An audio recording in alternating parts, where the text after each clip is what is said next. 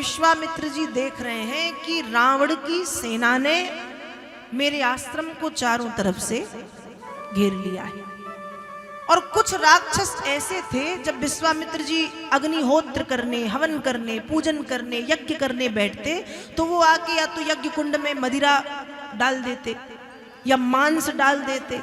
जो दुबले पतले कमजोर ऋषि मुनि उनको उठा करके ले जाते, उनको खा के उनकी हड्डियां ला के आश्रम में फेंकते। विश्वामित्र जी को जब ये पता चला और उन्होंने ये देखा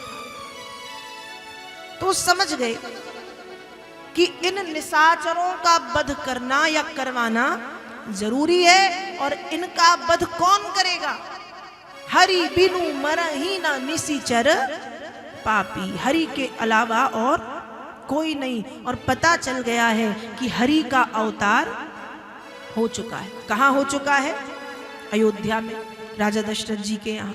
और विश्वामित्र जी राजा दशरथ जी के पास अयोध्या में जब पहुंचे हैं, राजा दशरथ को ज्ञात हुआ, जानकारी मिली कि विश्वामित्र महामुनि आए हैं। और जब विश्वामित्र जी के आगमन का समाचार मिला तो दशरथ जी भीतर से थोड़ा सा घबरा गए।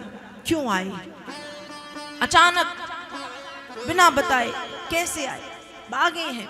विश्वामित्र जी का स्वागत सत्कार किया, भीतर लाए, एक आसन पर बिठा के चरणों को पखार के हाथ जोड़ के पूछ रहे हैं कि भगवान आगमन का कारण क्या है? किस हेतु आप पधारे हैं? मुझे बुला लिया होता, आपने कष्ट क्यों उठाया?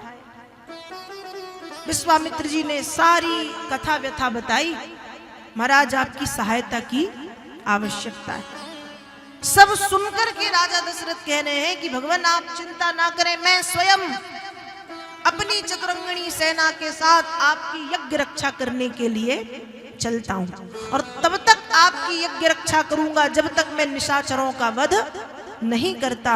और रघुकुल की ये रीति है कि प्राण जाए पर वचन न जाए, प्राण चले जाए पर वचन पूर्ण करते हैं।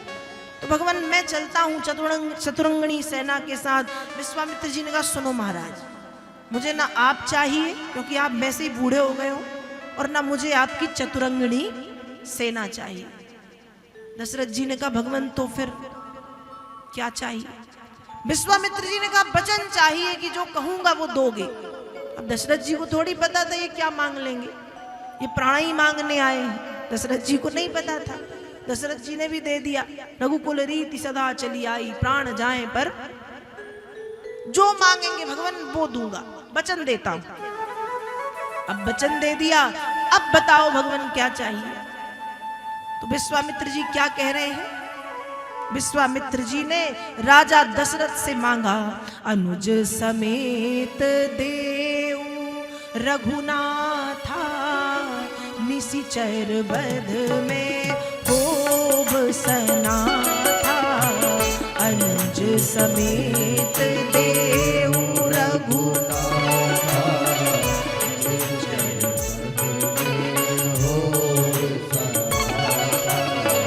अनुज समेत देव रघुनाथा, अनुज समेत देव रघुनाथा, निशिचर बध में होब सनाथा, निशिचर बध में होब सनाथा।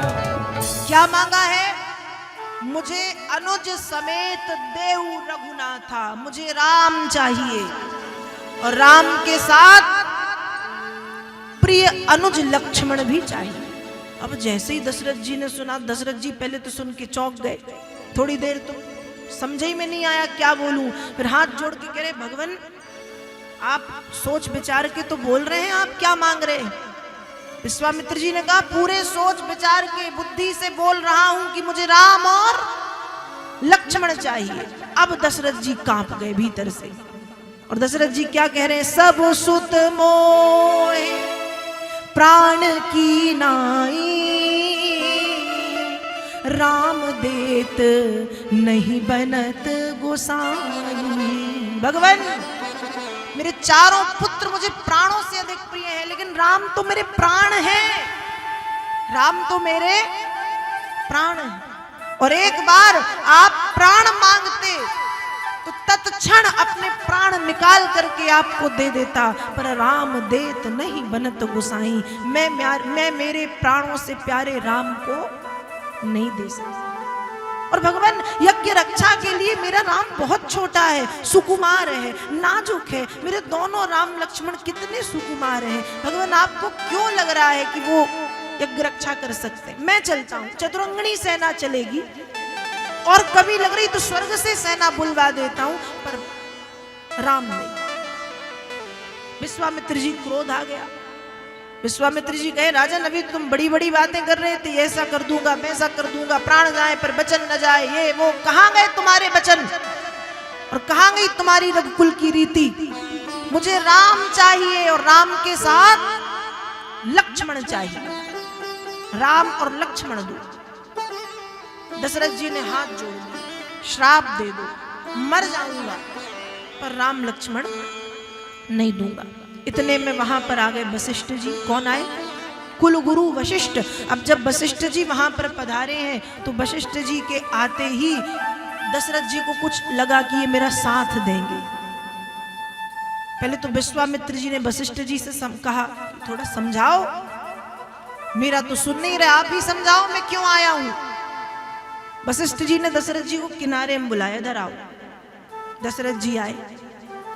वशिष्ठ जी ने पता नहीं कौन सा मंत्र फूंक दिया कान में, जैसे ही एक बार समझाया है, और दशरथ जी हाथ जोड़ के कह रहे, राम लक्ष्मण को ले जाओ। और महाराज राम लक्ष्मण क्या, भरत शत्रुघ्न को भी ले जाना तो उनको भी बुला देता हूं, उनको भी ले जाओ।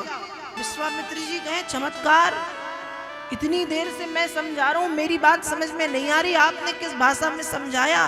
कहा मैंने बहुत गूढ़ बात बता दी।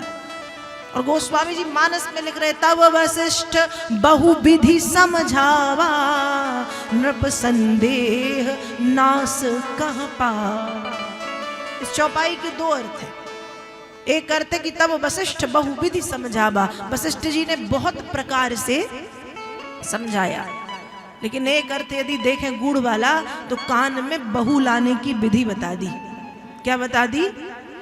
बहू लाने की विधि। बहु विधि समझावा। महाराज भेज दो जा रहे हैं, कितने आएंगे? 4 आएंगी बिटिया। और तुम्हारी अयोध्या फीकी सी लगती है, 4 बेटे तो ठीक है, लेकिन घर की रौनक तो बेटियों से ही है ना। घर की शोभा तो बिटियों से है, गृह लक्ष्मियों से। जब तक घर में लक्ष्मी ना हो, राधा ना हो, अन्नपूर्णा ना हो, सरस्वती ना हो, पार्वती ना हो, तब तक घर घर है कहां? तो यदि चाह रहे हो कि अयोध्या की शोभा अनंत गुना बढ़ जाए तो भेज दो। ये 2 जाएंगे और 4 बिटियां लेकर के लौटेंगे। तो तब वशिष्ठ बहुविधि समझावा। जब बहू लाने की विधि कान में बताई, दशरथ जी ने कहा, ले जाओ महाराज, तुरंत ले जाओ, विलंब मत करो। दशरथ जी को भी ससुर बनना है ना, सबकी इच्छा होती है बेटों का विवाह हो, बहुएं आए, सुंदर सुंदर बहुएं आए, किसको नहीं लगता घर भर जाए। और दशरथ जी को जब पता चला, भेज दो भेज दो भेज दो, भेज दिया। यहाँ राम लक्ष्मण जी पहुंचे हैं। गोस्वामी जी मानस में लिखते हैं, आगे बढ़े, वन प्रांत आया, ताड़का नाम की राक्षसी वहां पर आई है। ताड़का का परिचय पहले ही विश्वामित्र जी ने दे दिया है। और राम जी ने एक ही बाण प्राण हरि लीना, दीन जानी ते ही निज पद दीना। एक ही बाण मार करके ताड़का के प्राणों का हरण कर लिया और दीन जान के उसे अपना पद प्रदान कर दिया।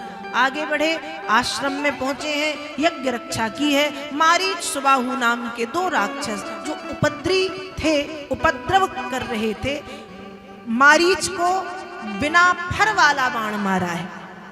मारीच मरा नहीं, समुद्र के उस पार जाकर के गिरा। राम जी ने कहा इसको मार दूंगा, राम जी लीला पुरुषोत्तम, मार दूंगा। सोने का मृग कौन बनेगा? सोने का मृग नहीं होगा तो सीता मोहित कैसे होंगी, और सीता मोहित नहीं हुई तो रावण का हरण कैसे होगा, और हरण नहीं होगा तो वध कैसे होगा। ये सब पहले से नियोजित है। इसलिए मारीच से कहा कि जाओ, मेरी सहायता करनी है तुमको। मारीच को मारा नहीं, समुद्र के उस पार फेंक दिया, सुबाहु का वध करके यज्ञ रक्षा की है।